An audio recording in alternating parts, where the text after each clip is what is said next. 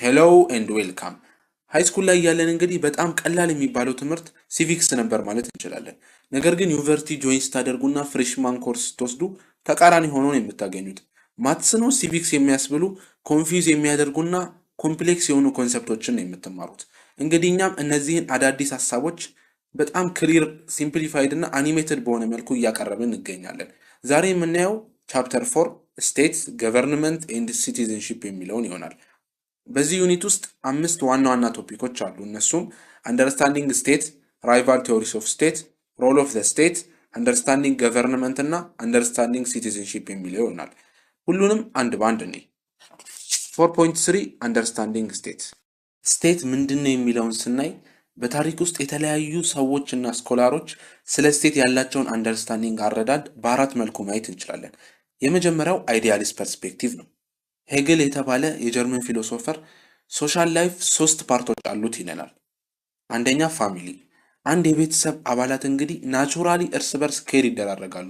ወላጅ ለልጁ፣ ልጅ ለወንድሙ፣ ለእህቱ ምናምን ከራሱ በላይ ኬር ይደራረጋል። ይህንንም አልትሩይዝም ሲል ይጠራዋል። አልትሩይዝም ማለት ራስን ወደኋላ አድርጎ ለሌሎች ቅድሚያ ማሰብ ማለት ነው።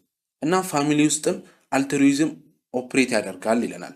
ሁለተኛው የሶሻል ላይፍ ፓርት ደግሞ ሲቪል ሶሳይቲ ነው። ከቤታችን ስንወጣ እንግዲህ የቢዝነስ ዓለም፣ ማርኬት፣ ትምህርት ቤት፣ ስራ፣ በዕለት ተዕለት ሰዎች ኢንተራክት የሚያደርጉበት ዓለም ነው። ይህንንም ሲቪል ሶሳይቲ ሲል ይጠራዋል። በዚህ ቦታ ላይ አብዛኛው ሰው በቅድሚያ ለራሱ ነው የሚያስበው። እንዴት ተጨማሪ ትርፍ ላግኝ፣ እንዴት የተሻለ ስራ ሊያዝ፣ ያማረ ቤት ልግዛ እያለ በቅድሚያ ለራሱ ነው የሚያስበው። ይህንንም ዩኒቨርሳል ኢጎይዝም ሲል ይጠራዋል። ሁሉም ሰው የራሱን ጥቅም ነው በቅድሚያ የሚያስብበት ማለት ነው። ሶስተኛ ስቴት ነው። ለሄግል ሞስት ኢምፖርታንት የሆነውና ከፍተኛ የሆነው የሶሻል ላይፍ ፓርት ስቴት ነው። ስቴትን እንደ ኢቲካል ኮሚኒቲ ነው ኮንሲደር የሚያደርገው። ስቴት ማለት ሰዎች መብታቸውንና ያለባቸውን ዲዩቲ አውቀው ለሌሎች ኬር የሚያደርጉበት ነው ይለናል። በዚህ አይዲያል ስቴት ውስጥም ሰዎች በሰልፊሽነስ ሳይሆን የሚመሩት በዩኒቨርሳል አልትሩይዝም ነው ይለናል። ዩኒቨርሳል አልትሩይዝም ማለት ሰዎች ለሁሉም ሰው ለማህበረሰቡ ቤስት የሆነውን ሲያስቡ ማለት ነው። እናም አይዲያሊስት ፐርስፔክቲቭ ከሄግል እንደተረዳ ነው እንግዲህ ስቴት እንደ ኢቲካል ኮሚኒቲ ነው መታሰብ ያለበት ማለት ነው። ነገር ግን እዚህ ጋር አይዲያሊዝም ድሮባኮች፣ ዊክነሶች ወይንም ዲስአድቫንቴጆች አሉት።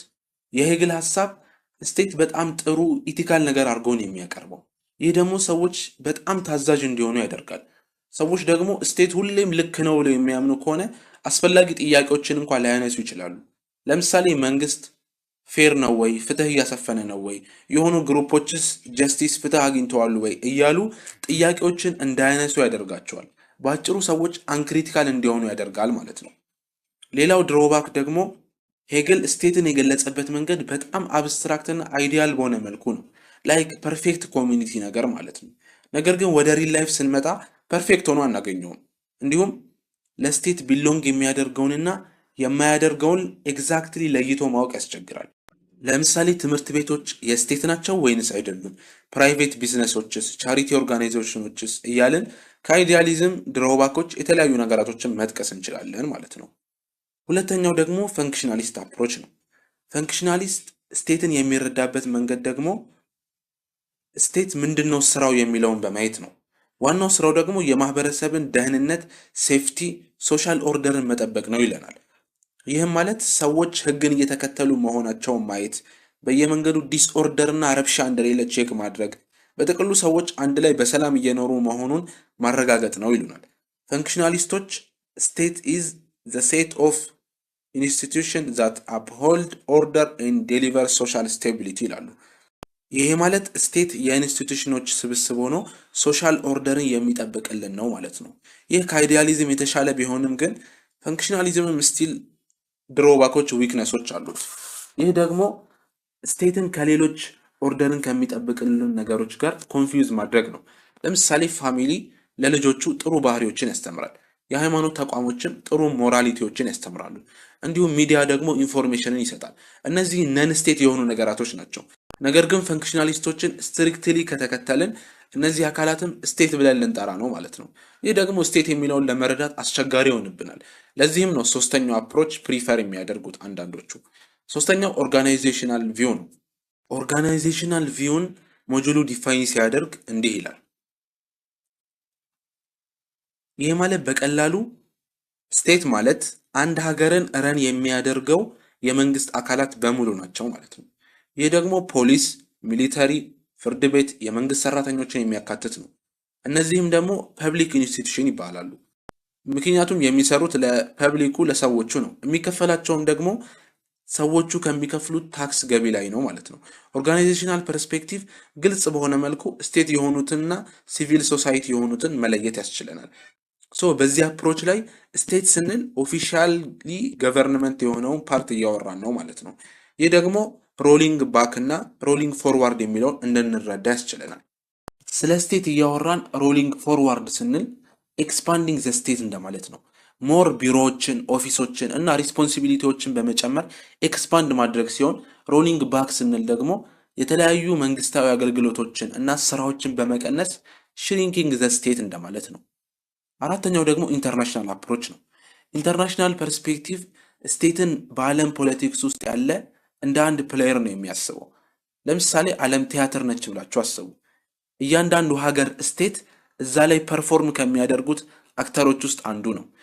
የተለያዩ ውሳኔዎችን ይወስናል፣ እንዲሁም ከሌሎች ጋር ኢንተራክት ያደርጋል፣ የተለያዩ ግንኙነቶችን ያከናውናል። ይህም ቪው ፎከስ የሚያደርገው አንድ ሀገር በድንበሩ ስለሚከናወነው ነገር ሳይሆን ከድንበሩ ውጪ ስላሉ ነገራቶች ነው። አላያንስ መፍጠርን፣ ራስን ከጠላት መጠበቅ፣ እንዲሁም የተለያዩ ንግዶችንና ስራዎችን ማከናወን ሊሆን ይችላል ማለት ነው። ይህ ሀሳብ እንግዲህ ስቴት ሁለት ፌሶች እንዳሉት ያሳየናል ማለት ነው። ኢንዋርድ ፌስ እና አውትዋርድ ፌስ። ኢንዋርድ ፌስ በድንበሩ ስላሉ ሰዎች ኮንሰርን የሚያደርግ ሲሆን፣ አውትዋርድ ፌስ ደግሞ ከሌሎች ስቴቶች ጋር ያለውን ግንኙነት ላይ ፎከስ የሚያደርግ ነው። ኢንተርናሽናል አፕሮችም የስቴት አውትዋርድ ፌስ ላይ ነው ፎከስ የሚያደርገው። ኢንተርናሽናል ሎ ውስጥ ስቴት ምንድን ነው ስንል ሞንቴቪዲዮ ኮንቬንሽን በተባለው 1933 ላይ በተደረገው ስምምነት መሰረት ስቴት አራት ዋና ዋና ኤሌመንቶች ሊኖሩት ይገባል። ፖፑሌሽን፣ ዲፋይንድ ቴሪቶሪ፣ ገቨርንመንት ኤንድ ሶቨሬንቲ። እነዚህን አንድ ባንድ ነው። የመጀመሪያው ፖፑሌሽን ነው። ሁሉም ስቴት ለመባል ከሚያስፈልገው ነገር አንዱ የሆኑ ህዝቦች ሊኖሩት ይገባል። እንደ ቻይና በቢሊዮን የሚቆጠር ሊሆን ይችላል፣ ወይም ደግሞ ጥቂት ህዝቦችም ሊሆኑ ይችላሉ። ብቻ በቋሚነት የሚኖሩባት ህዝቦች የሆነ ፖፑሌሽን ሊኖረው ይገባል ማለት ነው። ሁለተኛው ዲፋይንድ ቴሪቶሪ ነው። አንድ ስቴት የራሱ መሬትና ግልጽ የሆኑ ድንበሮች ሊኖሩት ይገባል። ይህ ደግሞ አየሩን፣ መሬቱን፣ ባህሩን ብዙ ነገራቶችን ሊያጠቃልል ይችላል በዛ ድንበር ውስጥ እስካለ ድረስ ማለት ነው። ይህ ቦርደር ግዴታ ትልቅ መሆን የለበትም። እንደ ራሽያ ትልቅ ሊሆን ይችላል፣ እንደ ፊጂ ደግሞ አነስተኛ ሊሆን ይችላል። ብቻ በጥቅሉ ሪኮግናይዝድ የሆነ ቦርደር ሊኖረው ይገባል ማለት ነው። ሶስተኛ ገቨርንመንት ነው።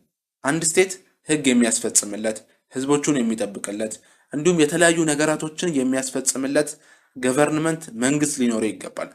ዲሞክራሲያዊ ሊሆን ይችላል ወይንም አምባገነናዊ፣ ብቻ ገቨርንመንት ሊኖረው ይገባል። አዘርዋይስ አናርኪ ነው የሚፈጠረው። አናርኪ ማለት ህግ የሌለበት ስርዓት፣ አስከባሪ የሌለበትና ሰላም የሌለበት ስርዓት ማለት ነው። እዚህም ነው አንድ ስቴት መንግስት ገቨርንመንት የሚያስፈልገው ማለት ነው። አራተኛ ደግሞ ሶቨሬኒቲ ነው፣ ሉዓላዊነት ማለት ነው። ይሄ ደግሞ ሱፐር ፓወር በሉት። አንድ ስቴት በድንበሩ ውስጥ ለሚከናወነው ነገር ከፍተኛ አውቶሪቲ ሊኖረው ይገባል። ሶቨሬኒቲ ሁለት ፓርቶች አሉት፣ ኢንተርናል ሶቨሬኒቲ እና ኤክስተርናል ሶቨሬኒቲ። ኢንተርናል ሶቨሬኒቲ ማለት አንድ ስቴት በድንበሩ ውስጥ ስላለው ነገር ህዝቡን፣ ህጉን ሲቆጣጠር ማለት ነው። ኤክስተርናል ሶቨሬኒቲ ደግሞ አንድ ስቴት ከውጭ ቁጥጥር እና ጣልቃ ገብነት ነፃ ሆኖ የራሱን ውሳኔ በኢንተርናሽናል ደረጃ መወሰን ሲችል ነው።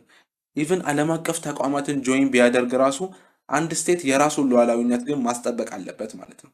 በተጨማሪ ደግሞ ሞደርን ፖለቲካል ቲዎሪስቶች እና ዩናይትድ ኔሽን ሪኮግኒሽንን እንደ አምስተኛ መስፈርት ኮንሲደር ያደርጉታል። አንድ ሀገር በሌሎች ሀገሮችም ሪኮግናይዝ መደረግ አለበት ይላሉ። አለበለዚያ በዓለም አቀፍ ፖለቲክስ ውስጥ አክተር መሆን ያቀተዋል። ለምሳሌ የሆኑ ግሩፖች ተነስተው ራሳችንን ስቴት ብለናል ቢሉ ሌሎች ሀገሮች እውቅና ካልሰጧቸው በስተቀር ዓለም አቀፍ መድረኮች ላይ ምንም አይነት ፓወር አይኖራቸውም ማለት ነው። ኢንተርናሽናል ፐርስፔክቲቭ እንግዲህ ስቴት ማለት በዓለም አቀፍ መድረክ ላይ አክተር ነው ይለናል። እንዲሁም ስቴት ፒፕል፣ ላንድ፣ ገቨርንመንት፣ ሶቨሬኒቲ እና ከሌሎች ሪኮግኒሽን እውቅና ያለው ነው ይለናል ማለት ነው። እንግዲህ አራቱ ስቴትን የምንረዳባቸው አፕሮች ይህንን ይመስላሉ ማለት ነው። በቀጣዩ 4.4 ራይቫል ቲዮሪስ ኦፍ ስቴት የሚለውን ይላል። ራይቫል ማለት በአማርኛ ትርጉሙ ተቀናቃኝ ማለት ነው። ተቀናቃኝ ኮምፒቲንግ የሆኑ ቲዎሪዎችን የምናይበት ሰብ ቶፒክ ነው።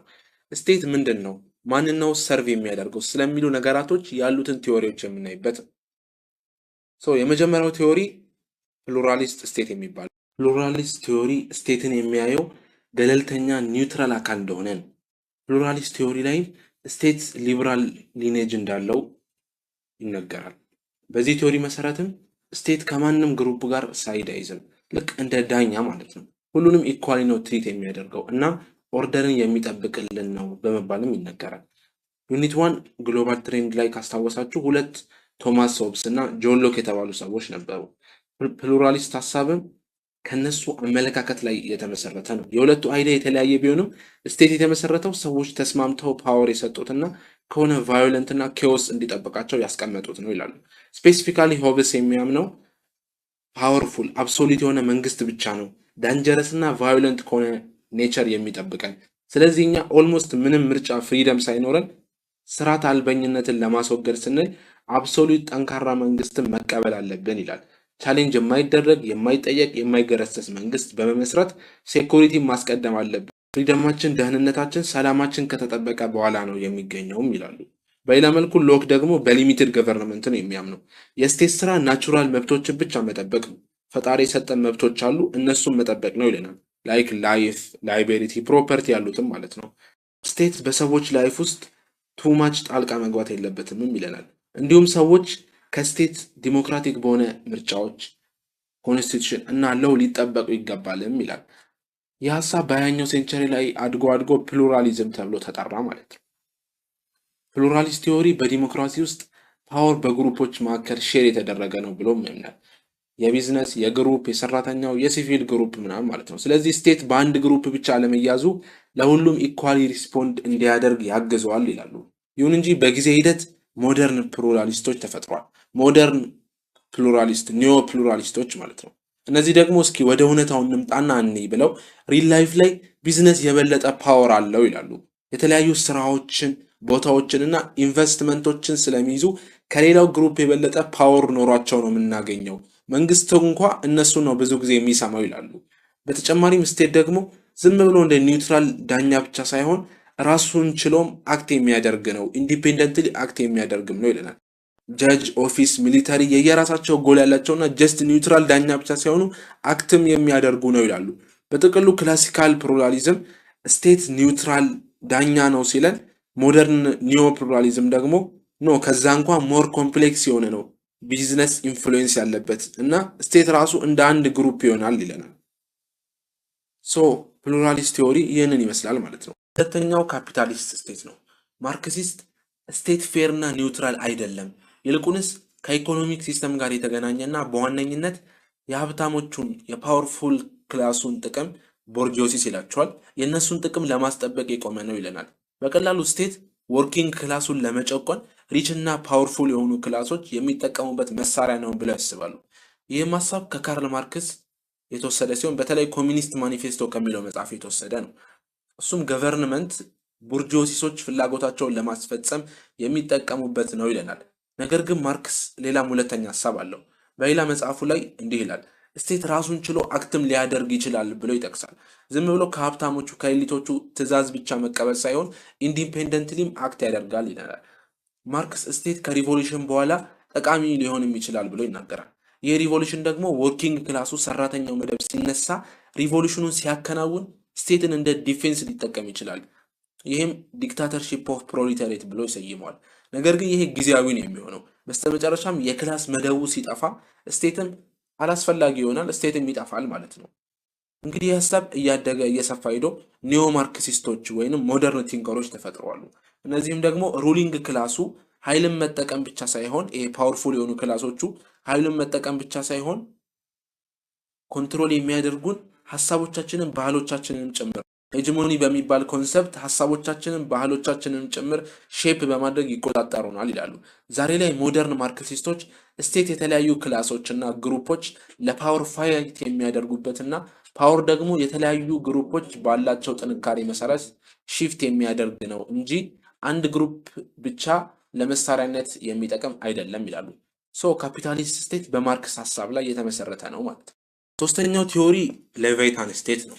ስቴትን እንደ ሌቫይታን መውሰድ ማለት ሰልፊሽ ፓወርፉል ሞንስተር የሆነ ጭራቅ የሆነ ነገር ነው ስቴት ማለት ይላሉ። እናም በየጊዜውም ኤክስፓንድ እያደረገ የሚሄድ ነው በማለት ሀሳባቸውን ያቀርባሉ። ይህም ኒው ራይት ከሚለው ሀሳብ የመጣ ነው። ኒው ራይት እንደ ፖለቲካል ግሩፕ ሆኖ ነገር ግን በኢንዲቪዥዋል ፍሪደም በጣም የሚያምኑ ናቸው። መንግስትም ከሰዎች ላይፍ እና ከኢኮኖሚ ውስጥ እጁን ማስገባት የለበትም ይላሉ። ፕሉራሊስት ላይ ስቴትን እንደ ኒውትራል ዳኛ ነበር ያየ ነው። ሌቫይታን ግን ስቴትን እንደ ናኒ ሞግዚት ነው ኮንሲደር የሚያደርጉት። ከመጠን በላይ በቃ ሁሉ ነገር ልቆጣጠር የምትል ማለት ነው። እናም ስቴት የራሱ ዓላማዎች እንጂ ማህበረሰቡን አያገለግልም ይላሉ። ኒው ራይትስ ስቴት በየጊዜው ኤክስፓንድ እያደረገ እያደገ የሚሄድ ነው ይሉናል። ይህም ደግሞ በሁለት ምክንያቶች ነው። አንደኛው ዲማንድ ሳይድ ፕሬዠር ነው። ይህም ኦሪጂናሊ ከማህበረሰቡ የሚመነጭ ነው። በተለይ ደግሞ በምርጫ ሰዓት ፖለቲከኞች ብዙ ጊዜ ምርጫ ሰዓት ላይ የተለያዩ ቃሎችን ይገባሉ። እናም በኋላ ይህንን የገቡትን ቃል ለመፈጸም ወደ ህዝቡ ነው የሚወርዱት። የበለጠ ታክስ እንዲከፍል ያደርጉታል ምናምን ማለት ነው። ሁለተኛው ሰፕላይ ሳይድ ፕሬዠር ነው። ይህ ከስቴት የሚመነጭ ሲሆን ይሄ ደግሞ በመንግስት ውስጥ ያሉ ሰዎች ብዙ መንግስታዊ ስራዎች እንዲከናወኑ ሲገፉ ነው። በጠቅላላው ስቴት ኤክስፓንድ የሚያደርግበት ዋነኛ ሁለት ምክንያቶች እነዚህ ናቸው ማለት ነው። ማርክሲስቶች ስቴትን ለሀብታሙና ፓወርፉል ለሆነው ነው የሚሰራው ብለው አኪዩዝ ሲያደርጉ ሲተቹት፣ ኒው ራይቶች ደግሞ ስቴት ራሱ ኢንዲፔንደንት ነው የሚሰራውም ለራሱ ነው በማለት ይተቹታል። የመንግስት ሰራተኞችም ትልቅ መንግስትን ነው የሚፈልጉት። ምክንያቱም ትልቅ በሆነ ቁጥር ደሞዛቸው ትልቅ ይሆናል፣ የበለጠ ፕሮሞሽን ያገኛሉ፣ ሞር ሪስፔክትድ ይሆናሉ ማለት ነው። ስቴት ራሱ ኢንዲፔንደንት ነው ማለት ነው። አራተኛ ቲዮሪ ደግሞ ፓትሪያርካል ስቴት። ሞደርን የስቴት ሀሳቦች እንግዲህ የፌሚኒስቶችንም እይታ የሚያካትት ነው። አንድ የፌሚኒስት ቲዮሪ ብቻ የለም። ምክንያቱም ፌሚኒዝም ብዙ ሀሳቦችን የሚዳስስ ነው። ብዙ ፌሚኒስቶችን በስቴት ላይ አይደለም ፎከስ የሚያደርጉት፣ ይልቁንስ ወንዶች እንዴት አብዛኛው የኢኮኖሚና ፋሚሊ ውስጥ ያለውን ፓወር ይይዛሉ የሚለው ላይ ነው። አንዳንድ ፌሚኒስቶች ስለ ስቴትም ጠይቋል። ብቻ በጥቅሉ ፌሚኒዝም አዲስ ሀሳቦችንም ይዞ የመጣልን ነገር ነው ማለት ነው። ሊበራል ፌሚኒስቶች ቀስ በቀስ በሚደረግ ለውጥ ሴቶች ኢኳል መብቶችን ማግኘት ይችላሉ ይሉናል። ሴቶችም ሌጋል እና ፖለቲካል መብቶቻቸውን ከተከለከሉ ስቴት ለወንዶች እያደላ ነው፣ ፓትሪያርካል እየሆነ ነው ብለው ያምናሉ። ሁሉም ግሩፖች ሴቶችም ወንዶችም ኢኳል ፖቴንሻል አላቸውም ብለው ያምናሉ። ሊበራል ፌሚኒስቶች ስቴትን ፖዘቲቭ ነገር አድርገውን የሚያስቡት እኩልነታችንን የሚያስጠብቅልን ፍትህ የሚያስገለኝን ነው ይላሉ። ሌላው ደግሞ ራዲካል ፌሚኒስቶች ናቸው። ይሄ ደግሞ ክሪቲካልና ኔጋቲቭ ነገር ነው ማለት እንችላለን። በእነሱ ሀሳብም ስቴት ስር የሰደደ ጭቆናና ፓትሪያርካል የወንድ የበላይነትን የሚስተናገድበት ነው ይላሉ። ስቴት ደግሞ ወንዶች ፍላጎታቸውን የሚያስፈጽሙበት መሳሪያ ነው ብለው ያምናሉ። ይህ ሀሳብ በሆነ መልኩ ከማርክሲዝም ጋር ይመሳሰላል። ማርክሲዝም ስቴት የሀብታሞች የፓወርፉሎችን የእነሱን ክላስ ጥቅም ሲያስጠብቅ፣ ራዲካል ፌሚኒስቶች ደግሞ ጀንደር ኢንኢኳሊቲን ያስገባሉ፣ የወንዶች ተቋም ነው ብለው ይወቅሳሉ ማለት ነው። ራዲካል ፌሚኒስት ሀሳባቸውን በሁለት መልኩ ያስረዳሉ። አንደኛ ኢንስትሩሜንታል ቪው ሲሆን ይህም ስቴት በቀጥታ የወንዶችን ጥቅም ለማስጠበቅ ያለ ነው ይላሉ። ማህበረሰቡንም በሁለት ተከፍሏል። ፐብሊክ ላይፍ ወንዶች መሪ የሆኑበት እና ፕራይቬት ላይፍ ሴቶች ወደኋላ የቀሩበት ማለት ነው። ስቴትም ይህንን ልዩነት የሚደግፍና ፓትሪያርካል ነው ይላሉ። ሌላው ስትራክቸራሊስት ቪው ነው። ይሄ ደግሞ የስቴት ሲስተም ራሱ ዲፕሊ በወንዶች የበላይነት የተቀረጸ ነው። ራዲካል ፌሚኒስቶች ዌልፌር ስቴትንም ይጠቅሳሉ። ሴቶችን ከወንድ ጥገኝነት ወደ መንግስት ጥገኝነት በማዞር አዲስ ሜል ዶሚናንስ እንዲፈጠርም ይደረጋል ይላሉ። ለምሳሌ አንዲት ሴት ባሏ ላይ ጥገኛ ከምትሆን የተለያዩ መንግስታዊ አገልግሎቶችን፣ ስራዎችን ለምሳሌ ቻይልድ ኬር፣ የሆነ ሆስፒታል ውስጥ ነርሲንግ፣ ቲቺንግ ምናምን ያሉ ስራዎችን መስራት ትችላለች። ይህ ጥሩ ነገር ሆኖ ነገር ግን ስቲል ሴቶችን ዝቅ በማድረግ የተለያየ ሲስተም ላይ መንግስት ላይ ጥገኛ እንዲሆኑ የሚያደርጋቸው ነው ይላሉ። እንግዲህ ፓትሪያርካል ስቴት ይህንን ይመስላል ማለት ነው። አራቱ ራይቫል ቲዮሪስ ኦፍ ስቴት አየን ማለት ነው። ቀጣይ ቶፒክ ደግሞ 4.5 ዘ ሮል ኦፍ ዘ ስቴት የሚል ነው። በዚህ ሰብ ቶፒክ ላይ 5 የተለያዩ የስቴት ፎርሞችን የምናይ ይሆናል። የመጀመሪያው ሚኒማል ስቴት ነው። ሚኒማል ስቴት በክላሲካል ሊበራሊስቶች ሰፖርት የሚደረግ ሀሳብ ሆኖ እነሱም የሚሉን በተቻለ መጠን ሰዎች ፍሪደም ሊኖራቸው ይገባል። በቃ አስማች አስ ፖሲብል ፍሪደማቸው ሊጠበቅ ይገባል። የስቴት ዋና ስራም ሰዎቹ እርስ በርስ እንዳይጎዳዱ መጠበቅ ነው ይለናል። የሀሳብ ሶሻል ኮንትራክት ቲዮሪ ከሚለው ጋርም የተገናኘ ነው።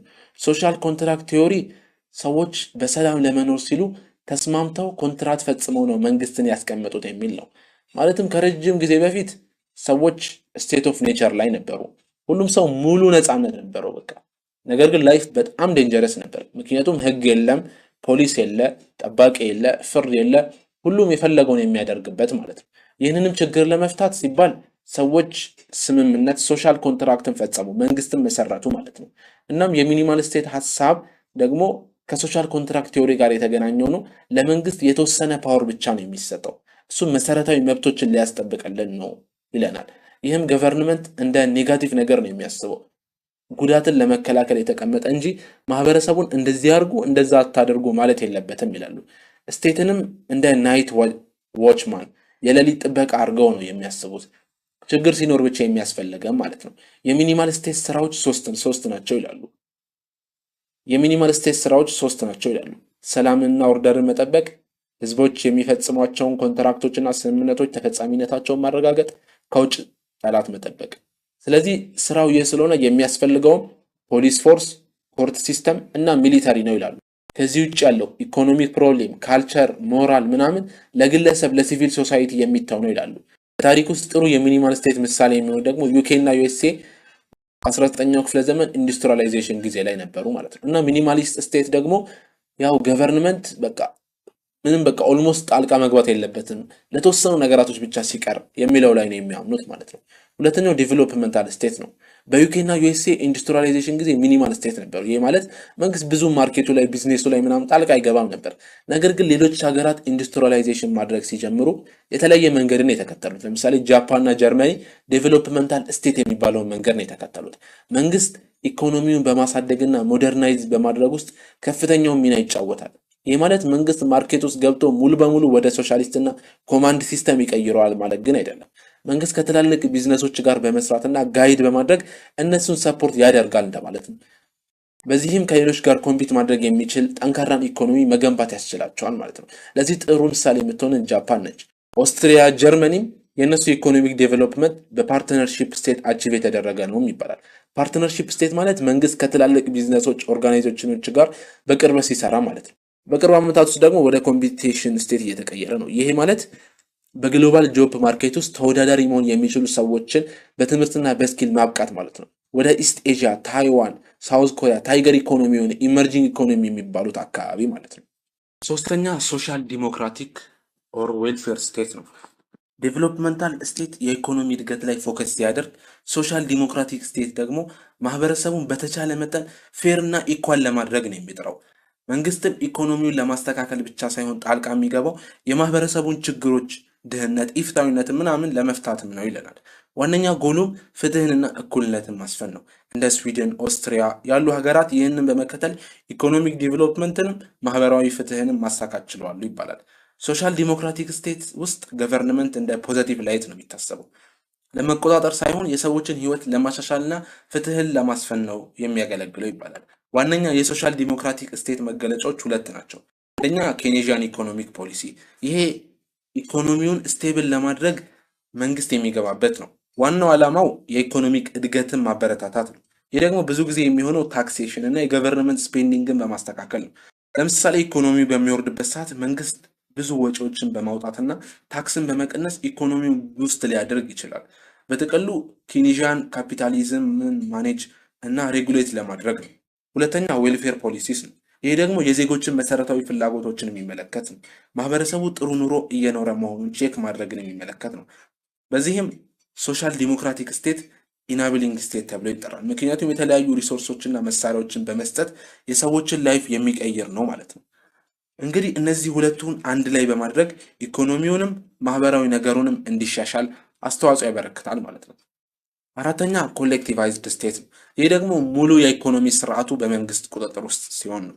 ለዚህ ጥሩ ምሳሌ የሚሆነን ሶቪየት ዩኒየን ነው። በዚህ ስርዓት ውስጥ የግል ቢዝነስ ብሎ ነገር የለም። ሁሉንም መንግስት ነው የሚቆጣጠረው። ይህም ኮማንድ ሲስተም በመባልም ይጠራል። አምስተኛ ቶታሊቴሪያን ስቴት ነው። ይህ ደግሞ በጣም ኤክስትሪም የሆነ ጣልቃ ገብነት ያለበት ነው። ኢኮኖሚክ ብቻ አይደለም የሚቆጣጠረው፣ ሁሉም አስፔክት ነው። ኢኮኖሚ፣ ኤዱኬሽን፣ ካልቸር፣ ሪሊጅን፣ ፋሚሊ፣ ሁሉም ነገር ላይ መንግስት ጣልቃ የሚገባበት ነው። ከሚታወቁ ምሳሌዎች ውስጥ አንዱ የሂትለር ናዚ ጀርመኒ፣ የስታሊን ሶቪየት ዩኒየን፣ በሞደርን ታሪክ ውስጥ ደግሞ የሳዳም ሁሴን ኢራቅንም ተመሳሳይ ባህሪ ያሳይቷል በማለት እንደ ምሳሌ ይቀመጣል። ስድስተኛ ሪሊጂየስ ስቴት ነው። ይሄ ደግሞ ሃይማኖት ፖለቲክንና ህግን ሼፕ ማድረግ አለበት ከሚል ሀሳብ የመነጨ። ለምሳሌ ፓኪስታን ከ1978 በኋላ ህጎቿ ላይ ኢስላሚክ ሎው ኢንፍሉዌንስ የተደረገ ነው። እንዲሁም ኢራን ከ1979 ሪቮሉሽን በኋላ ኢስላሚክ ስቴት ለመሆን ችላለች። በተጨማሪም ስሪላንካን መውሰድ እንችላለን። ሴኩላር ነኝ ብትልም ያው በእንትኑ ከቡድሂዝም ጋር ብዙ ግንኙነት ያላት ነች። በጥቅሉ 4.5 ላይ ዘ ሮል ኦፍ ዘ ስቴት የሚለው ስድስቱን የስቴት ፎርሞች አይ። በቀጣይ ደግሞ 4.6 አንደርስታንዲንግ ገቨርንመንት ዋት ኢዝ ገቨርንመንት ለሚለው ጥያቄ ገቨርንመንትን ዲፋይን ሲያደርግ ሞጁሉ ይህንን ያስቀምጣል። ገቨርንመንት ማለት ባጭሩ በቀላሉ ኦርደርን ለመጠበቅ ሰዎችን የሚገዛና የሚቆጣጠር ሲስተም እንደማለት ነው። ገቨርንመንት ጥሩ አሪፍ እንዲሰራ ሁለት ነገሮች ያስፈልጉታል፣ አውቶሪቲ እና ሌጂቲመሲ። አንደኛ አውቶሪቲ ነው። አውቶሪቲ ስልጣን ማለት ነው። ሰዎች እንዲታዘዙት እና ህግን እንዲያከብሩ ፓወር ሊኖረው ይገባል። ይህ ግን ሌጂቲመሲ ህጋዊ መሆን አለበት የሚል ነው። ሁለተኛ ሌጂቲመሲ ነው። ሌጂቲመሲ ማለት ሰዎች መንግስትን እሺ ብለው የመምራት መብት አለው ብለው ሲያምኑና ህጉን በፍቃደኝነት ሲከተሉ ነው። ለምሳሌ አንድ ትምህርት ቤት አንዱን አስተማሪ የሆነን ክላስ እንዲያስተምር ይቀጥሯል እንበል። ተማሪዎቹ ትዕዛዙን ያከብራሉ፣ ምክንያቱም ሌጂቲሜሲ አለው። ነገር ግን አንድ ሰው ዝም ብሎ ክላስ ገብቶ ትዕዛዝ ቢሰጥ ተማሪዎቹ ላያዳምጡት ይችላሉ፣ ምክንያቱም ሌጂቲሜሲ የለውም። ሌጂቲሜሲ የሚለው ቃል ከላቲን ሌጂቲሜን ከሚለው ቃል የመጣ ሲሆን ቱ ዲክሌር ሌውፉል ማለት እንችላለን፣ ወይንም ራይትፉልነስ ማለት እንችላለን። ሌላው ሀሳብ ደግሞ ፐርፐዝ ኤንድ ፈንክሽንስ ኦፍ ገቨርንመንት የሚል ነው። የአንድ ገቨርንመንት ዋና ዓላማው የሰዎችን መብት መጠበቅና ፍትህን ማስፈን። በጊዜ ሂደት ግን ኃላፊነቱ እየሰፋ ሄዷል። በተለይ ደግሞ ማህበረሰብ፣ ፖለቲካ፣ ኢኮኖሚ በማሳደግ ላይ ዋና ዋና የገቨርንመንት ፐርፐዝ እና ፈንክሽኖችን እንይ። አንደኛ ሰልፍ ፕሪዘርቬሽን ነው። ይህ ማለት ለህዝቦቹ ደህንነትና ኦርደርን መጠበቅ እንደማለት ነው። እንዲሁም ከውጭ ጠላት ራስን መከላከል፣ ራስን ፕሪዘርቭ ማድረግ ማለት ነው። ሁለተኛ ዲስትሪቢዩሽን ኤንድ ሬጉሌሽን ኦፍ ሪሶርስስ፣ ገቨርንመንት እንዴት መኒ፣ ላንድ የመሳሰሉትን ሪሶርሶቹን እንዴት ነው ማኔጅ የሚያደርገው የሚለውን ነው። እንዲሁም ማኔጅመንት ኦፍ ኮንፍሊክት፣ ፉልፊልመንት ኦፍ ሶሻል ኦር ግሩፕ አስፓይሬሽንስ፣ ጎል ያላቸውን እነሱን ማገዝ፣ ጎል ያላቸው ግሩፖች ካሉ ያንን ዓላማቸውን እንዲያሳኩ ማገዝ፣ ፕሮቴክሽን ኦፍ ራይትስ ኦፍ ሲቲዘንስ፣ ፕሮቴክሽን ኦፍ ፕሮፐርቲ፣ ኢምፕሊሜንቴሽንስ ኦፍ ሞራል ኮንዲሽንስ፣ ፕሮቫይዲንግ ጉድስ ኤንድ ሰርቪስስ ማለት ነው። እነዚህ እንግዲህ ምንድናቸው? የገቨርንመንት ዋና ዓላማ ናቸው ማለት ነው። ቀጣዩ ቶፒክ ደግሞ 4.7 አንደርስታንዲንግ ሲቲዝንሺፕ ነው።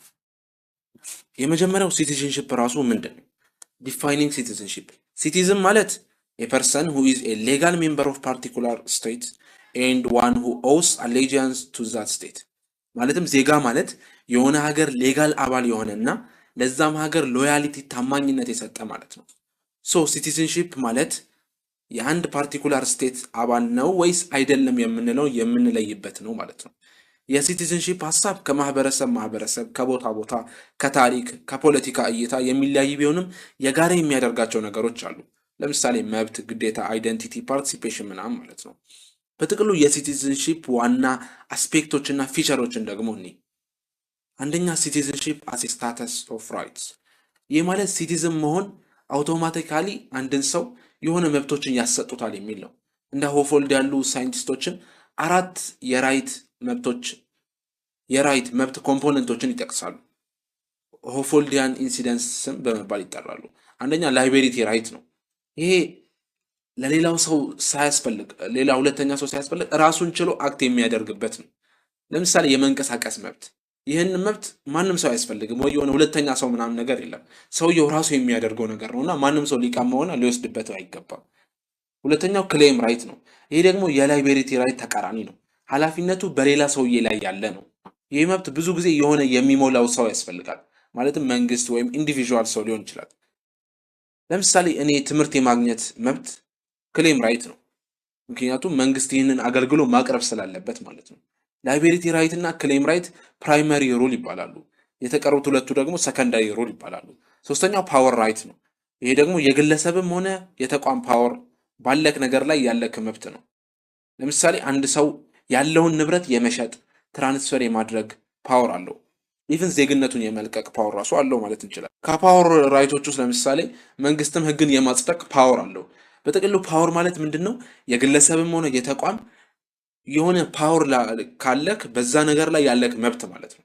ንብረት ካለኝ ያንን ነገር በዛ በንብረቴ ፓወር መቀየር መሸጥ ምናምን እችላለሁ ማለት ነው። አራተኛው ኢሚኒቲ ራይት ነው። ይሄ ደግሞ ሌላኛው አካል ላይ ያለውን ፓወር የሚያሳጣ ነው። የፓወር ራይት ተቃራኒ ነው ማለት እንችላለን። ማለትም ግለሰቡ መብቱን ከመንጠቅ የሚጠብቅ ነው። የፓወር ራይት ተቃራኒ ነው ብለን ለምሳሌ ሲቪል ሰርቫንት መንግስት በመቀየሩ ብቻ ከስራ ያለመባረር መብት ሊኖራቸው ይችላል። ኢሚኒቲ ራይት ይህንን ይመስላል ማለት ነው። ኢሚኒቲ ራይት ምንድነው? ፓወርን የሆነ ሰውዬ ፓወር ካለው ያንን ፓወር ኤክሰሲቭሊ እንዳይጠቀመው የሚያሳጣ ነው ማለት ነው። ለምሳሌ የመንግስት ሰራተኞች ምናምን መንግስት በተቀየረ ቁጥር ብቻ ከስራ መባረር አለባቸው የሚለውን እንደዛ የሚል ሰው ካለ ያንን የማባረሩን ፓወር መውሰድ ማለት ነው።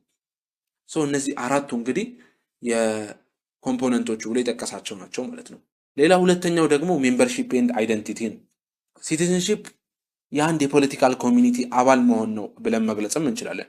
ተመሳሳይ አይደንቲቲ ሼር የሚያደርጉ ተመሳሳይ ቋንቋ፣ ታሪክ፣ ባህልን ሼር የሚያደርጉ ናቸው ማለት እንችላለን። ሶስተኛ ፓርቲሲፔሽን ነው። ፓርቲሲፔሽን የሲቲዝንሺፕ ቁልፍ ነው። ይህ እንግዲህ ሰዎች የተለያየ አፕሮቾችን ይጠቀማሉ። አንዳንዶቹ በራሳቸው ላይፍ ላይ ብቻ ፎከስ በማድረግ ሚኒማሊስት አፕሮች ሲሆኑ፣ ሌሎች ደግሞ አክቲቭ የሆኑና ንቁ ተሳትፎ የሚያደርጉ ማክሲማሊስት የሚባሉም አሉ። ፓርቲሲፔሽንም አንዱ የሲቲዝንሺፕ ፊቸር ነው ማለት ነው። አራተኛ ኢንክሉዥን ኤንድ ኤክስክሉዥን፣ ሀገር ውስጥ የሚኖር በሙሉ ዜጋ አይደለም። ለምሳሌ የውጭ ሰው ኢትዮጵያ ውስጥ ቪዛ ኖሮት እየሰራ ሊኖር ይችላል። መንቀሳቀስ፣ መኖር፣ ህጋዊ ሆኖ የመኖር መብት አለው። ነገር ግን የመምረጥ መመረጥ መብት፣ ፖለቲካል ስልጣን የመያዝ መብት ምናምን ግን የለውም። እና ሲቲዝንሺፕ ምንድነው? የሆነን መብቶችን ለዛ ዜጋ ለሆኑት ይሰጣል ማለት ነው። የዛ ሀገር የሆነ ሰው መምረጥ ግን ይችላል። ሁለቱም ህግን መከተል ቢኖርባቸውም ግን ዜጋ የሆነ ሰው ተጨማሪ ፕሪቪሌጅ አለው ማለት ነው። ሲቲዝንሺፕ ባይዘው ለተቋማትም አፕላይ ይደረጋል። ኮርፖሬት ሲቲዝንሺፕ ይባላል። እነዚህ ካምፓኒዎችም እንደ ግለሰብ ግብር ይከፍላሉ፣ አካባቢን ይጠብቃሉ፣ ምናምን ህግንም ያከብራሉ ማለት ነው። በዚህ ግሎባላይዜሽን ዘመን ሲቲዝን የሚለው በተለየ መልኩ መጠቀም ተጀምሯል። ለምሳሌ ግሎባል ሲቲዝንስ ኦር ኮስሞፖሊቲካል ሲቲዝንስ ይባላል። ይሄ ዓለም ላይ ያለውን ሰው በሙሉ የሚመለከት ነው ማለት እንችላለን። ቀጣዩ ቶፒክ ደግሞ ቲዮራይዚንግ ሲቲዝንሺፕ የሚል ሲቲዝንሺፕ ፊክስድ እና ፐርማነንት የሆነ ሀሳብ ያጠቃል። ከባህል ታሪክ ሼፕ የሚደራረግና የሚቀያየር ነገር ነው። ስለ ሲቲዝንሺፕ ያሉት አፕሮቾችን በዚህ ሰብ ቶፒክ ላይ እናያለን።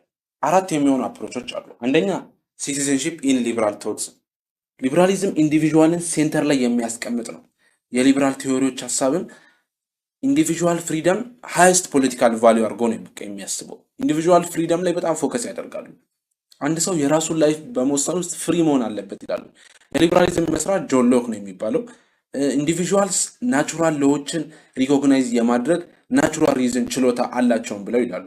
ስለዚህ ሲቪል ሶሳይቲን ይፈጥራሉ ማለት ነው። በራሳቸው ናቹራሊ ሪዝን የሚያደርጉ እና ናቹራል ሎዎችን ሪኮግናይዝ የሚያደርጉ ሲቪል ሶሳይቲን ይፈጥራሉ በማለት አርጊው ያደርጋሉ። በሊበራሊዝም ውስጥ የስቴት ሚና ሚኒማል ነው፣ ኢንዲቪዥዋል ራይት እና ፍሪደምን ለመጠበቅ ማለት ነው። ሊበራል ገቨርንመንት በዋነኝነት 3 ፕሪንሲፕሎች ነው ያሉት። ኢኳሊቲ፣ ዲው ፕሮሰስ፣ ፌርነስ በሆነ መልኩ ትሪት ማድረግ እና ሙቹዋል ኮንሰንት፣ በስቴት እና በኢንዲቪዥዋል መካከል ስምምነት ኮንሰንት መኖር ነው። ነገር ግን ሊበራል ቲዮሪ ብዙ ክሪቲሲዝም ትችቶችን አስተናግዷል። በተለይ ደግሞ ኢንዲቪዥዋሊዝም በጣም ራስ ላይ ብቻ ፎከስ በማድረጉ በጣም ብዙ ትችቶች መጥተውበታል።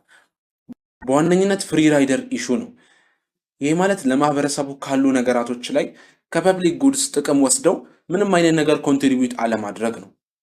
ማለትም ኢንዲቪዥዋሊዝም ላይ ፎከስ የሚያደርግ ከሆነ እኔ ብቻ ልጠቀም አይነት ነገር ነው እና ለማህበረሰቡ ምን ኮንትሪቢዩት ያደርጋል የሚለው ጥያቄ ሆኗል። እንዲሁም ትራጀዲ ኦፍ ዘ ኮመን የሚባለው አንድ ግለሰብ የራሱ ጥቅም ላይ ብቻ ፎከስ የሚያደርግ ከሆነ የጋራ ሪሶርሳችንን በአግባቡ መጠቀም አንችልም። ለምሳሌ ኢንቫይሮንመንት ምናምን የሚሉትን እነዚህ የጋራ ነገራቶችንን ሪሶርሳችንን መጠቀም አንችልም፣ በአግባቡ መጠቀም አንችልም ይላሉ።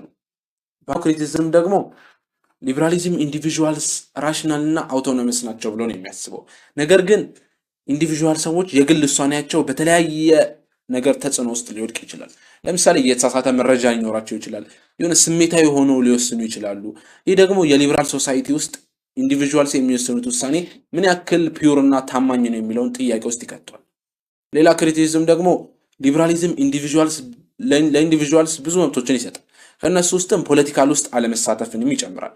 ሁሉም ራሱ ላይ ብቻ ፎከስ አድርጎ የሚኖር ከሆነ ለማህበረሰቡ ለፐብሊክ ጉዳዮች ትኩረት የሚሰጥ ሰው አይኖርም። ምርጫ የሚመርጥ ምን ፖለቲካ ውስጥ የሚሳተፍ ምናምን ማለት ነው። ይህ ደግሞ ፓወር ስልጣን በትንሽ ሰዎች ላይ ብቻ ኮንሰንትሬት እንዲያደርግ በማድረግ ዲሞክራሲን ጥያቄ ውስጥ የሚከት ነው። እንዲሁም ሊበራሊዝም የኢኒኳሊቲ ችግር አለበትም ብለው ይላሉ። ሊበራሊዝም ኢኳሊቲና ያተኩሩም ኢኮኖሚክ እና ሶሳይቲ ኢኒኳሊቲ እንዲፈጠር ያደርጋል። ይህ ደግሞ በኢንዲቪዥዋል ላይበሪቲ እና በጣም ሊሚትድ የሆነ ስቴት ከሚል አይዲያቸው የመነጨ ነው። በሊበራሊዝም ሲስተም ውስጥ ኢኒኳሊቲ ታለንት፣ ቾይስ እና ቫሊዩ ላይ የተመሰረተ የተፈጥሮ ውጤትም ተደርጎ ይታሰባል። ሶ ስትራክቸራል ዲስአድቫንቴጆችን እና ሲስተማቲክ የሆነ ቻሌንጆችን ችላ በማለት ማርጂናላይዝድ የሆኑ ግሩፖች በሆኑት ላይ ዜጋና ዜጋ ባልሆኑት መካከል ልዩነቱ በጣም የሚሰፋ ነው ማለት ነው። ሌላው ክሪቲሲዝም ደግሞ ሊበራል ስቴት ኒውትራል መሆን አለበት የሚሉት ነው። ይህ ጥሩ ሀሳብ ሆኖ የስቴት አቢሊቲ ችሎታን የሚገድብ ነው። የተለያየው ኢኒኳሊቲ ሊፈጥር ይችላል። እንዲሁም ማህበራዊ ችግሮችም ሊኖሩ ይችላሉ። ሶ ኒውትራሊቲ ወደ ሪያሊቲ ወደ እውነታው ዓለም ስንመጣ ግን እንደ ሊበራሊስቶች የሚሆን ነገር አይደለም ይላሉ። ማለትም አንድ መንግስት 100% ኒውትራል መሆን የለበትም። አንዳንዴ ጣልቃ እየገባ ነገራቶችን ማስተካከል አለበት በማለትም ይተቹታል። እነዚህ እንግዲህ ኮመን የሆኑ የሊበራል ሲቲዝንሺፕ ክሪቲሲዝም ትችቶች ናቸው ማለት ነው። ሁለተኛው ደግሞ ሲቲዝንሺፕ ኢን ኮሚኒቴሪያን ቶትስ የሚል ነው። ኮሚኒቴሪያኒዝም ፎከስ የሚያደርገው ሲቲዝንሺፕን ማህበረሰብን ካልቸር ውስጥ ትራዲሽን ውስጥ ዲፕሊ የገባ አድርጎ ነው። ኢንዲቪዥዋልም ሰልፍ ክሬትድ ሳይሆኑ ማህበረሰብ የሚቀርጻቸው ናቸው ይላሉ። ኮሚኒቴሪያኒዝም የሰዎች አይደንቲቲ ከወጡበት ኮሚኒቲ የመነጨ ነው ሲል በዚህ አመለካከትም ከግላዊ ፍሪደም የበለጠ ኮመን ጉድ የጋራ ጥቅም የበለጠ አስፈላጊ ነው ይለናል። ስቴትም ደግሞ ኒውትራል መሆን ሳይሆን የጋራ ጥቅሞችን ማስጠበቅ ይገባል ይላል። ነገር ግን ይህም ክሪቲሲዝም ትችቶች አሉት። ለምሳሌ የግል ፍሪደምን ሊጨቁን ይችላል የሚልም ጥያቄ ይነሳበታል። ማለትም ኮሚኒቴሪያኒዝም ብዙ ኮሚኒቲ ላይ ፎከስ የሚያደርግ ከሆነ በተወሰነ መልኩ ግላዊ ፍሪደምንም ሊጨቁን ይችላል ተብሎ ትችት ነገር ይነሳበታል። ሶስተኛው ደግሞ ሲቲዝንሺፕ ኢን ሪፐብሊካን ቶት ነው። ይህ ደግሞ ሁለቱንም ኢንዲቪዥዋል ራይትንም ኮሚኒቲ ሪስፖንሲቢሊቲንም ባላንስ የሚያደርግልን። ሪፐብሊካንም እውነተኛ ፍሪደም የሚመጣው ከፓርቲሲፔሽን እና ሰልፍ ገቨርንመንት ነው ይሉናል። ፐብሊክ ላይፍም ደግሞ ኢሴንሻል አስፈላጊ ነው፣ እርስ በርስ ኮኔክት እንድናደርግ የሚያደርግ ነው በማለት ፍሪደም ኢንዲቪዥዋል ፍሪደምንም ኮሚኒቲንም ባላንስ ለማድረግ የሚሞክሩ ናቸው። አራተኛው መልቲካልቸራል ሲቲዝንሺፕ ነው። ይህ ደግሞ በሞደርን ስቴቶች ላይ እየታየ ያለውን ዳይቨርሲቲ ለሱ ምላሽ የሚሰጥ ነው። ሲቲዝንሺፕ ኢንዲቪዥዋል ራይቶችን ብቻ መጠበቅ ሳይሆን ግሩፖችንም ሪኮግናይዝ ማድረግና መጠበቅ አለበት፣ በተለይ በታሪክ ውስጥ ማርጂናላይዝ የተደረጉ የነበሩትን ይለናል። እንግዲህ ሲቲዝንሺፕ ምንድን ነው፣ ሲቲዝንሺፕ ላይ ያሉ ቲዎሪዎች ምንድን ናቸው የሚሉትን አይተናል። በቀጣይ ደግሞ ሞድስ ኦር ዌይስ ኦፍ አኳይሪንግ ኤንድ ሉዚንግ ሲቲዝንሺፕ የሚሉትን እንዲህ ሲቲዝንሺፕን የምናገኝበትና የምናጣባቸው መንገዶች ምንድን ናቸው? የምናገኝባቸው መንገዶች ስናይ በዋነኝነት ሁለት መንገዶች አሉ። ባይበርዝ እና ናቹራላይዜሽን ሌጋል ፕሮሰስ ነው። ሲቲዝንሺፕ ባይበርዝ በሁለት ፕሪንሲፕሎች ላይ የተመሰረተ ነው። ይህ አሁን ፈተና ላይ ሊመጣ ይችላል፣ መያዝ አለባቸው። ጁስ ሶሊ እና ጁስ ሳንጁስ ይባላሉ። ጁስ ሶሊ ሎ ኦፍ ሶይል ማለት ነው። አንድ ሰው እዛ ሀገር ውስጥ በመወለዱ ብቻ የሚያገኘው ነው። ጀስ ሳንጉኒስ ማለት ደግሞ ራይት ኦፍ ብለድ ማለት እንችላለን። በወላጆቹ ናሽናሊቲ ላይ ተመስርቶ የሚሰጥ ነው። ለምሳሌ አንድ ልጅ ከፈረንሳይ ወላጆቹ በአሜሪካ ምድር ላይ ቢወለድ በጁስ ሶሊ ምክንያት አሜሪካዊ ይሆናል። በጁስ ሳንጉኒስ ምክንያት ደግሞ የፈረንሳይ ዜግነት ይኖረዋል ማለት ነው። ነገር ግን ጁስ ሶሊ ለአንዳንድ ህፃናት አፕላይ አያደርግም፣ ለዲፕሎማት እና እዛ ሀገር ላሉት ሪፊውጂ አውቶማቲካሊ አፕላይ አያደርግም። ይህ ኤክሰፕሽን ደግሞ ኤክስትራ ቴሪቶሪያሊቲ እና ኢንቫዮላቢሊቲ በሚባሉ ፕሪንሲፕሎች መሰረት ነው። ይህም ዲፕሎማት የውጭ ወካይ ናቸው፣ የሆነ ውክልና ያላቸው እና ሪፕሬዘንታቲቭ የሆኑትም ደግሞ እዛ ውጭ ላለው መንግስት ነው እና ይህንን ነገር ለመጠበቅ ታስቦም ነው። ሁለተኛ ካቴጎሪ ደግሞ ናቹራላይዜሽን ነው። ይህ ሌጋል ፕሮሰስን የሚከተል ሲሆን የውጭ ሰዎች የአንድ ሀገር ዜጋ እንዲሆኑ የሚያስችላቸው ነው። ይህም ብዙ መንገዶች አሉ። ለምሳሌ የሀገሬውን ሰው ማግባት፣ ሲቲዝንሺፕን እንደ ክብር ሲሰጥ አፕላይ አድርጎም ሊሆን ይችላል። ብቻ ብዙ መንገዶች ናቸው ያሉት። ነገር ግን ኢትዮጵያ ውስጥ ያሉት መንገዶች ምን ምንድን ናቸው የሚሉትም እንዲህ 1930 በፊት ኢትዮጵያ ውስጥ ኦፊሻሊ ስለ ሲቲዝንሺፕ የሚያወራ ዶክመንት አልነበረም። ነገር ግን ከዛ በኋላ ኢትዮጵያ ናሽናሊቲ ሎ የሚል ተዘጋጅቷል። ሲቀጥል ደግሞ በሃውስ ኦፍ ፒፕል ሪፕሬዘንታቲቭ የተዘጋጀ ኢትዮጵያ ናሽናሊቲ ፕሮክላሜሽን በሚል ተቀይሯል። በዚህ መሰረት የኢትዮጵያ ዜግነት የምናገኝባቸው መንገዶች እንዴ፣ አንደኛ አኩዚሽን ባይ ዲሴንት። ዲሴንት ማለት ዘር እንደማለት ነው። አኩዚሽን ባይ ዲሴንት ማለት ሁለቱም ወላጆቹ ወይንም አንድ ወላጁ ኢትዮጵያዊ ከሆነ አውቶማቲካሊ ኢትዮጵያዊ ትሆናለህ ማለት ነው። ይህ ቤዚክ እና ናቹራል የሆነው መንገድ ነው። ወይንም ደግሞ ቤቢ ፋውንድ ኢን ኢትዮጵያ፣ ኢትዮጵያ ውስጥ የተገኘ ልጅም ወላጆቹ የማይታወቁ ከሆነ መንግስት ኢትዮጵያ አድርጎ ኮንሲደር ያደርገዋል። ነገር ግን ከሌላ ሀገር መሆኑ ከተረጋገጠ ግን ይሄ አይሆንም። በተጨማሪም ኢትዮጵያ ውስጥ ጁስ ሶል የላትም ብለናል። ማለትም በኢትዮጵያ ክልል ውስጥ የተወለደ ህፃን ሁሉ ኢትዮጵያዊ ነው አይባልም። ነገር ግን አንድ ህፃን አሜሪካ ውስጥ ቢወለድ አሜሪካ የጁስ ሶሊ ህግ አላት። ቅድመ አያቶቹ ምንም ይሁኑ አሜሪካ ምድር ላይ በመወለዱ ብቻ አሜሪካዊ ይሆናል ማለት ነው። ሁለተኛ ናቹራላይዜሽን ነው። ይህ ደግሞ የውጭ ዜጋ ሌጋል የሆኑ መስፈርቶችን አሟልቶ ምናምን የኢትዮጵያ ዜጋ ሲሆን ነው። ይህ ራሱ ብዙ መንገዶች አሉት። አንደኛ ግራንት ኦን አፕሊኬሽን ነው።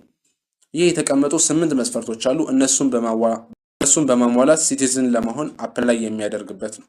መስፈርቶቹ ደግሞ ከ18 ዓመት በላይ መሆን፣ ኢትዮጵያ ውስጥ ቢያንስ ላለፉት 4 ዓመታት የኖረ መሆን አለበት፣ በቂና ሌጋል ህጋዊ የሆነ የገቢ ምንጭ ሊኖረው ይገባል፣ ኢትዮጵያዊ ቋንቋ የሚናገር መሆን አለበት፣ ጥሩ የሆነ ሞራል ካራክተር ሊኖረው ይገባል፣ ምንም አይነት የወንጀል ሪከርድ ሊኖረው አይገባም፣ የቀደመውን ዜግነት የለቀቀ ወይም መልቀቅ የሚችል መሆን አለበት፣ እንዲሁም የታማኝነት ቃል ኪዳንን መፈጸም አለበት የሚሉ ናቸው። ለምሳሌ አንድ ኬንያዊ ሰውዬ ኢትዮጵያ ውስጥ ለ4 ዓመት ከኖረ፣ አማርኛ መናገር ከቻለ፣ ህጋዊ ስራ ካለው እና እነዚህ መስፈርቶች ካሟላ ኢትዮጵያዊ ለመሆን አፕላይ ማድረግ ይችላል ማለት ነው። ሁለተኛው የናቹራላይዜሽን መንገድ ደግሞ ሜሬጅ ጋብቻ ነው። አንድ የውጭ ዜጋ ኢትዮጵያዊን ካገባ ሲቲዝን ለመሆን አፕላይ ማድረግ ይችላሉ ማለት ነው። መስፈርቶቹ ደግሞ ዘ ሜሬጅ መስት ቢ ሌጋል፣ ህጋዊ መሆን አለበት፣ ጋብቻው ቢያንስ 2 ዓመት የቆየ መሆን አለበት፣ ሰውየው ደግሞ ኢትዮጵያ ውስጥ አፕላይ ከማድረጓ በፊት 1 ዓመት መኖር አለባት ወይም አለበት፣ 18 ዓመት ያለፋቸው መሆን አለባቸው፣ ሞራሊ ጥሩ ሰው መሆን አለባቸው፣ እንዲሁም የታማኝነት ቃል ኪዳንን መጨረሻ ላይ መፈጸም አለባቸው። ለምሳሌ አንዲት የቱርክ ቸከስ ኢትዮጵያ ውስጥ አንዲትን ወጣት አግብታ ለ2 ዓመት ከኖሩ ለዜግነት አፕላይ ማድረግ ትችላለች ማለት ነው። ሶስተኛው አዶፕሽን ጉዲፈቻ የሚባለው ነው። ከውጭ የመጣ ልጅ ህጋዊ በሆነ መንገድ በኢትዮጵያ ወላጆቹ አዶፕት ከተደረገ ይሄ ልጅ ኢትዮጵያዊ መሆን ይችላል ማለት ነው። ይህም መስፈርቶች አሉት። ልጁ ከ18 ዓመት በታች መሆን አለበት፣ ከወላጆቹ ጋር ኢትዮጵያ ውስጥ መኖር አለበት፣ የበፊቱን ናሽናሊቲ የለቀቀ ወይንም ስቴትለስ መሆን አለበት፣ እንዲሁም አራተኛ ከሁለቱ ወላጆቹ አንዱ ኢትዮጵያዊ ካልሆነ ሪትን ፐርሚሽን ለልጁ ሊሰጠው ይገባል። ማለትም በጽሁፍ ነገር አዶፕት ያደረጉት ልጅ ኢትዮጵያዊ ዜግነት እንዲኖረው ፈቃደኝነታቸው ማረጋገጥ ነገር ማለት ነው። ለምሳሌ አንድ የፍሬንች ካፕሎች የ10 ዓመት ልጅን አዶፕት አደረጉና ወደ ኢትዮጵያ ሙቭ አደረጉ እንበል። አንድ ወላጅ ኢትዮጵያዊ ከሆነና ሪትን ፐርሚሽን ፈቃደኝነት ደግሞ ሌላኛው ወላጅ ለመጻፍ ከተስማሙ ልጁ ኢትዮጵያዊ መሆን ይችላል ማለት ነው። አራተኛ ደግሞ ስፔሻል ኮንትሪቢዩሽን። ይህ ደግሞ አንድ የውጭ ሰው ለሀገሪቱ አሜዚንግ ስፔሻል የሆነ ነገር ሲያበረክት ማለት ነው። ትልቅ ሳይንቲፊክ የሆነ ምርምር ሊሆን ይችላል፣ የሆነ ሁማኒቴሪያን ኮንትሪቢዩሽን፣ ኢኮኖሚካል የሆነ ነገር ሊሆን ይችላል። ካደረገ መንግስት ዳይሬክትሊ የተለመዱትን መስፈርቶች ሳያስፈልጉት ሲቲዝንሺፕን ሊሸልመው ይችላል ማለት ነው። ለምሳሌ አንድ የህንድ ዶክተር አዲስ የህክምና መሳሪያን ኢንቨንት በማድረግ የኢትዮጵያን ሆስፒታሎችን ቢጠቅምና ብዙ ላይፎች ላይ ፖዘቲቭ ተጽዕኖን ቢያመጣ የኢትዮጵያ ዜግነትን ጀባ ሊለው ይችላል ማለት ነው። አምስተኛ ሪአድሚሽን ኦር ሪስቶሬሽን ነው። ይህ እንግዲህ ቀድሞ የኢትዮጵያ ዜግነት የነበረው ሰው ናሽናሊቲውን ዜግነቱን ካጣ በኋላ ተመልሶ ማግኘት ከፈለገ ነው። ለምሳሌ አንድ የኢትዮጵያ ሰው ወደ ካናዳ ሄደና የካናዳ ዜግነት አግኝቶ ካናዲያን ሆነ። እናም ከዓመታት በኋላ ወደ ሀገሩ ተመልሶ ኢትዮጵያዊ ዜጋ መሆን ከፈለገ ኢትዮጵያዊ ዜግነቱን ለማስመለስ አፕላይ ማድረግ ይችላል ማለት ነው። በዚህ በሪአድሚሽን በሪስቶሬሽን መሰረት አንድ የውጭ ዜጋ የኢትዮጵያ ዜግነትን የሚያገኝበት መንገዶች ይህንን ይመስላሉ ማለት ነው። እንግዲህ አፕሊኬሽኑ ሰሚት የሚደረገው ደግሞ ለሴኩሪቲ ኢሚግሬሽን ኤንድ ሪፊጂ አፌርስ አውቶሪቲ ነው። ሲቀጥል ደግሞ አፕሊኬሽኑ 5 አባላት ባሉት ናሽናል አፌርስ ኮሚቴ ይገመገማል። ኮሚቴው አፕሩቭ ካደረገ በኋላ የታማኝነት ቃል ኪዳንን ኦዝ ኦፍ አሊጂያንስ ይፈጽማሉ ማለት ነው። ሌላው ቶፒክ ደግሞ ዱዋል ሲቲዝንሺፕ ነው። ይህ የሁለት ሀገር ዜጋ እንደመሆን ማለት ነው። ለምሳሌ አንድ አሜሪካን እየጎበኙ ያሉ የፈረንሳይ ቤተሰቦች በአሜሪካ ምድር ላይ ልጃቸውን ቢወሉ በጁስ ሶሊ መሰረት ያ ልጅ የአሜሪካ ዜግነት ሲኖረው በጁስ ሳንጉዊንስ መሰረት ደግሞ የፈረንሳይ ዜግነት ይኖረዋል ማለት ነው። እንዲሁም የተለያዩ ሀገር ዜግነት ካላቸው ወላጆች የተወለደ ልጅም የሁለቱ ሀገር ዜግነት ሊኖረው ይችላል ማለት ነው። ነገር ግን ኢትዮጵያ ውስጥ ዱዋል ሲቲዝንሺፕ እየተከለከለ ነው። የሁለት ሀገር ዜጋ እሆናለሁ አሜሪካዊም ኢትዮጵያዊም ብትል የኢትዮጵያ ህገ መንግስት ኖ በማለት ይከለክልሃል ማለት ነው። አሁን ደግሞ እስኪ ዌይስ ኦፍ ሉዚንግ ሲቲዝንሺፕ የሚለውን እንዴ አንድ ሰው ዜግነቱን የሚያጣበት መንገዶች ምንድን ናቸው? ይህ ቮለንተሪ እና ኢንቮለንተሪ ራሱ ፈልጎም ሊሆን ይችላል፣ ሳይፈልግም መንግስት በግድ ሊወስድበትም ይችላል። እስኪ ዋና ዋና መንገዶችና ለኢትዮጵያን ይተገበራሉ አይተገበሩም የሚሉትን።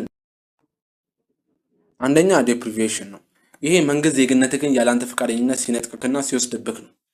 ሌሎች ሀገራት ላይ ዋነኛ ምክንያት የሚባሉት ለሌላ ሀገር ከሰለልክ፣ የሀገር ክህደት ከፈጸምክ ምናምን እና ደግሞ ከሀገርህ ጋር ምንም አይነት ሪል ኮኔክሽን ከሌለክ ነው። ነገር ግን ኢትዮጵያ ውስጥ ዴፕሪቬሽን የለም። ሰው ኢትዮጵያዊ ዜጋ ሲቲዝንሺፑን በዴፕሪቬሽን አያጣም ማለት ነው። ሁለተኛ ደግሞ ላፕስ ኤክስፓይሬሽን ነው። አንዳንድ ሀገራት ውስጥ ውጪ ብዙ ዓመታት ከቆየክ ሲቲዝንሺፕ ህግ ኤክስፓየር ያደርጋል ምናምን የሚል ህግ አላቸው። ለምሳሌ ኢንዲያ፣ ህንድ ውስጥ ከ7 ዓመት በላይ ውጪ ከኖርክ ሲቲዝንሺፕህን ታጣለክ የሚል ህግ አላቸው። ነገር ግን ኢትዮጵያ ውስጥ በተመሳሳይ ይህ ህግ አይሰራም። የኢትዮጵያ ዜግነት ይህን ያክል ዓመታት ውጪ ስለኖርክ ኤክስፓየር ያደርጋል የሚል ነገር የለውም ማለት ነው። ሶስተኛ ሪናንሴሽን ነው። ይሄ በፈቃደኝነት ዜግነቱን አልፈልግም ብለህ ስትሰጥ ነው። ኢትዮጵያ ይህንን ትፈቅዳለች። ነገር ግን ያለበትን ኃላፊነት ካለ መጀመሪያ ማሟላት አለበት። ለምሳሌ ታክስ ምናምን የሆኑ መንግስታዊ የሆኑ ኃላፊነቶች ካሉበት ማለት ነው። እናም ኦፊሻሊ ሪሊዝድ መሆን አለበት። ኢትዮጵያዊ መሆንህ ይህ ፕሮሰስ እስኪያልቅ ድረስ ስለማያቆም ማለት ነው። የሪናንሴሽን ለምሳሌ አንድ ኢትዮጵያዊ ወደ ጀርመን ሄደና ጀርመናዊ መሆን ከፈለገ የኢትዮጵያዊ ዜግነቱን ሪናንስ ማድረግ ይችላል ማለት ነው። አራተኛ ሰብስቲቱሽን ነው። ይህ ደግሞ አውቶማቲካሊ በሌላ ሀገር ዜግነት ስትተካ ነው። ይህ ሁለት መንገዶች አሉት፣ ባይ ናቹራላይዜሽን እና አኔክሴሽን ነው። ናቹራላይዜሽን አፕላይ አድርገህ የሌላ ሀገር ዜጋ ከሆንክ የኢትዮጵያ ዜግነትህ ካንስል ኦር ሪፕሌስ ይደረጋል ማለት ነው። ይሄ ናቹራላይዜሽን ሲሆን፣ አኔክሴሽን ደግሞ ለምሳሌ አይበለውና ያው ሀፕንም አያደርግም፣ ግን እንደው ለምሳሌ የኢትዮጵያ ድንበር በሌላ ሀገር ከተወሰደ አውቶማቲካሊ የዛ አዲስ ሀገር ዜጋ ሊሆን ይችላሉ እንደማለት ነው። እነዚህ እንግዲህ ዌይስ ኦፍ ሉዚንግ ሲቲዝንሺፕ ዜግነታችንን የምናጣባቸው መንገዶች ናቸው ማለት ነው። በአራቱ ውስጥ ሁለቱ ብቻ ነው ኢትዮጵያ ውስጥ የሚሰሩት፣ እነሱም ሪናንሴሽን እና ሰብስቲቱሽን ነው። እንዲሁም የዚህ ዩኒት የመጨረሻ ሀሳብ ደግሞ ስቴትለስነስ ነው። ስቴትለስነስ አንድ ሰው በምንም ሀገር ዜጋ ነክ ተብሎ ሪኮግናይዝ ሳይደረግ ሲቀር ነው፣ ሀገር አልባ ሲሆን ነው።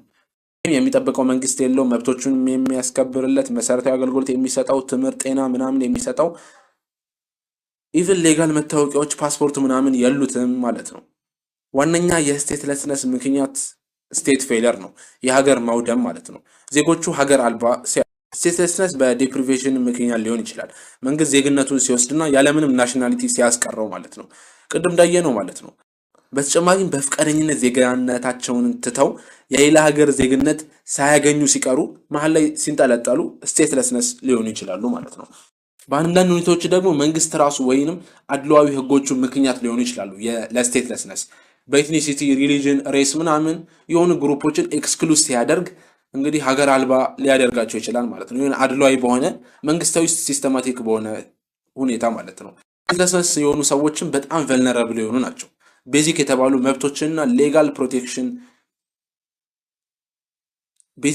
መብቶችና ሌጋል ፕሮቴክሽኖችንም ብዙም አይሰጣቸውም። ዓለም አቀፍ ተቋማትም ዩኤንኤችሲአር ምናምንም ስቴትለስነስን ለመቀነስ በብዛት እየሰሩ የሚገኙ ናቸው ማለት ነው። ቻፕተር 4ን በዚህ ቪዲዮ ጨርሰናል ማለት ነው። ኮመንት ላይ እስኪ ለነዚህ ለሶስቱ ጥያቄዎች መልሳቸውን አስቀምጡልኝ። እንግዲህ ላይክ፣ ሼር፣ ኮመንት፣ ሰብስክራይብ ምናምን ማድረግ እንዳትረሱ። በጣም ረጅም ታይም የሚወስዱ ቪዲዮዎች ናቸው እየሰራን ያለ ነው። ለጓደኞቻችሁ ሼር ማድረግ እንዳትረሱ። እንዲሁም ደግሞ ከዚህ በፊት የለቀቅናቸው ብዙ ቪዲዮዎች አሉ፣ ወደፊትም እየለቀቀን ነው። ቻናላችንን በተደጋጋሚ ቼክ ማድረግ እንዳትረሱ። Connect with me on all my social media. መልካም የጥናት ጊዜ and see you next time.